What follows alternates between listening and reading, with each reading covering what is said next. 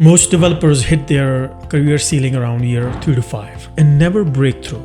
So in this video, I break down the 5-stage developer growth framework that shows exactly where and why you're stuck and the skills you need to move to the next level. Hi, I'm Sam. I've spent a decade building tech products. On this channel, I share career advice that you can apply right away. When I hit my own ceiling at year 5, I was coding more but growing less. So I reverse engineered what separates developers who break through from those who plateau.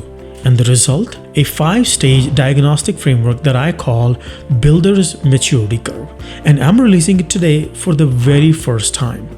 There are 5 zones on this maturity curve. 1. Instrumental thinking zone. 2. Operational thinking zone. 3. Cause-effect thinking zone. 4. Empathic thinking zone. And lastly, systemic thinking zone. Think of it as your personal self-diagnostic tool. By the way, if you want to make the highest salary, you want to be in the last zone, so watch till the end. And this framework helps you answer 2 most important questions. First, know which zone you are stuck in, and second, how to move to the next zone. Now, before I show the opportunities for growth, I need to explain why in the world the maturity curve is not a straight line. Most builders, whether you are software, hardware, or AI engineers, start by measuring growth in the obvious ways. How many tools they have learned, how many languages they know, but the real measure hides on the x-axis of the builder's maturity curve, which I call the cognitive horizon. It reflects how far ahead you can think as a builder. On the left side of the axis, your world is short term. You focus on today's Jira ticket, this sprint, this bug. But as you move to the right, your view starts to widen. For example, instead of asking, how do I fix this bug? You start asking, why does this class of bugs keep happening? But let's be honest, your company doesn't care how great of a forward thinker you are. In fact, your growth and promotion is directly proportional to the impact you are making, which is on the y-axis. At the bottom of the y-axis, you're focused on basic output, like getting the code to run, passing tests, closing tickets. The question you ask here is, does it work? But as you move up the y-axis, the question changes to, does it help the customer? Does it make the system or the people using it better? The y-axis is your impact quality axis. The cool thing is where these forces, that is how far you think and how deep your impact intersect, that's where the builder's maturity curve lives. Now, pay close attention to the ever-changing slope of the curve. By the way, I would love to know where you are in your career journey. Share your take in the comments below. The reason the curve is not a straight line is because early on, the progress feels explosive because even a small effort counts. And then somewhere in the middle, the growth slows down. Here you are still learning, meaning you are moving across the x-axis, but you fail to work on the y-axis, that is on the impact. And there is a reason this is called the plateau zone, because that's where most people struggle. Only a few who know the secrets get past this. Now, since I don't know where you are on this curve, let's start from the very beginning of the curve. And by the way, if you got a question or a different take, drop it in the comments. I'm always curious to see what you think. Zone 1, which is also called the instrumental thinking zone. But how do you know if you are in zone 1? You need to answer these 5 questions. First, do you have 15 plus courses but freeze when starting projects from scratch? Can you code without a tutorial open in the other tab? Do you copy and paste code without understanding why it works? Do you celebrate when your code runs even if you don't understand how it works? And lastly, are you switching frameworks, languages constantly? React this week, something else next week. If you answered yes to 3 or more questions, you are in zone 1. At this stage, the tools drive your thoughts, languages, fancy AI coding assistants. Everything revolves around learning the instrument and getting it to play correctly. Let's say you are in zone 1, but what you need to do to move from zone 1 to zone 2? Well, it turns out that there are 3 simple exercises you need to complete. First, build one project without tutorials. Complexity of the project doesn't matter. By the way, if you need project ideas, I have included a few links in the description below. Second, build the habit of reading documentation first before you watch tutorials. And third, when your code throws errors, read the whole stack trace. Build a hypothesis of why code doesn't work.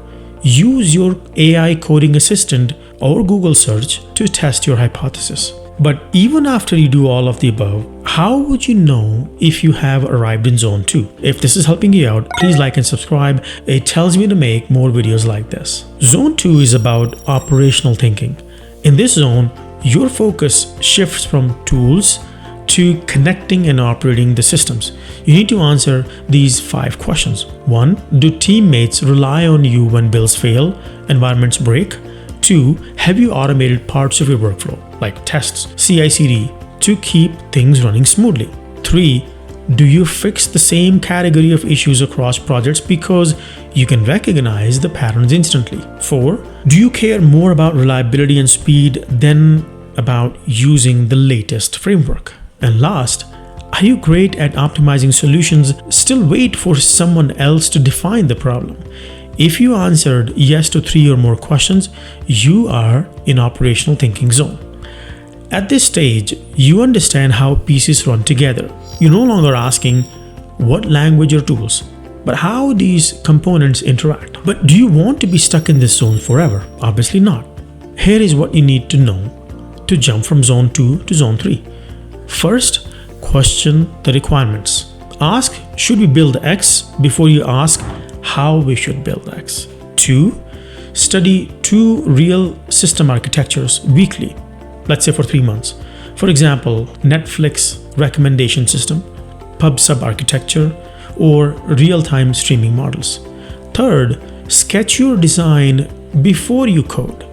Make sure that your design considers scalability, security, and maintainability. Now, after you do all of this, you will be ready for zone, but remember the y-axis, the impact quality. Your work needs to be visible as well. Zone 3 marks the shift from operations to understanding. You start seeing that not every slowdown or outage is a technical bug. Sometimes it's a design flaw, a communication gap, or the wrong problem being solved in the first place. To assess if you are in zone 3 or not, start with asking these 5 questions. 1. Do you trace bugs to architectural decisions made months ago, not just code errors? 2. Can you predict which features will create technical debt before building them? 3. Do you challenge requirements by asking, what happens if we don't build this? 4. Can you explain why a system failed by drawing the cascade of events, not just pointing to one bug? And 5. Are you still solving problems in isolation, meaning optimizing your code without considering team velocity or business impact? If you answered yes to 3 or more questions, you are in zone 3. But that's exactly where most of the people get stuck. This is that mid-level where you get in the comfort zone. Compensation is decent, but real growth only comes after zone 3. Here is your 3-step plan to prepare for zone 4. First, talk to users and understand their pain points. Watch where they hesitate, ignore, or misuse your product.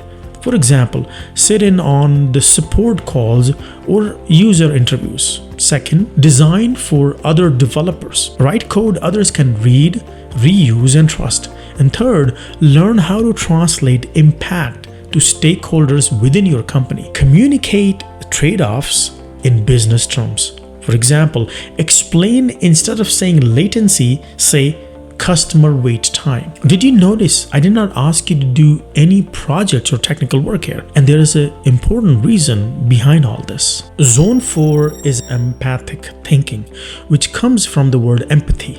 Empathy for your end users, other developers, and even stakeholders across company. Because in this zone, you start thinking for people. Here are the 5 test questions to ask if you are in this zone. First, Can you predict which features will frustrate users before they are built? 2.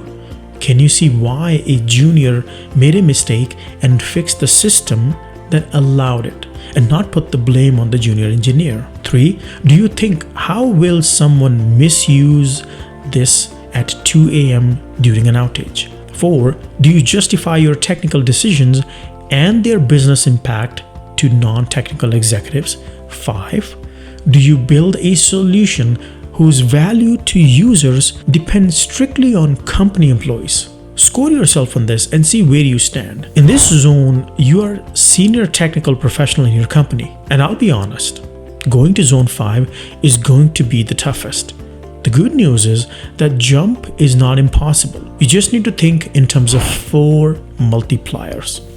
And these are: first, build technology multipliers. Turn your best work into reusable platforms others can extend or use. For example, think of APIs. Think of internal frameworks shared across teams. 2. Build organizational multipliers, meaning mentor engineers and scale through them. 3. Build strategy multipliers, meaning build partnerships. Have partners build app on your marketplace. And lastly, build customer multipliers by empowering users, meaning letting users create content and not just consume. Now, this will not happen overnight, and you may not even know that you are in zone 5, but there will be signs, and let me show you what those signs are. Systemic thinking zone is about massive scales. Steve Jobs didn't just build the iPhone, he built the App Store. Jeff Bezos didn't just build Amazon, he built Amazon Marketplace and AWS. Linus Travels didn't just build Linux, he built the open model that powers modern computing. So here are the 5 questions to tell if you have finally arrived. 1. You build systems and standards that sustain progress without you, so that you can walk away without fear of collapse. 2. You've created platforms or frameworks that others can build on, and they are shipping new products without your involvement. 3. You've documented your knowledge, codified your playbooks, and mentored successors, and they now lead confidently on their own. 4. You have shaped the direction of your ecosystem, influencing teams, partners, or open source communities beyond your company. And lastly, you measure success not by what you produce, but by what others create because of you. And that impact keeps multiplying even in your absence. We just walked through the entire builder's maturity curve zone by zone. And now comes the fun part, figuring out where you are on the curve and what it will take for you to move forward. To make this simple, I'm creating a builder's diagnostic checklist. It helps you score yourself across the 5 zones, identify your current inflection point, and see the exact next actions to break through. I have a link in the description for the waiting list. Just click and let me know that you are interested, and I will send it to you as soon as it's complete.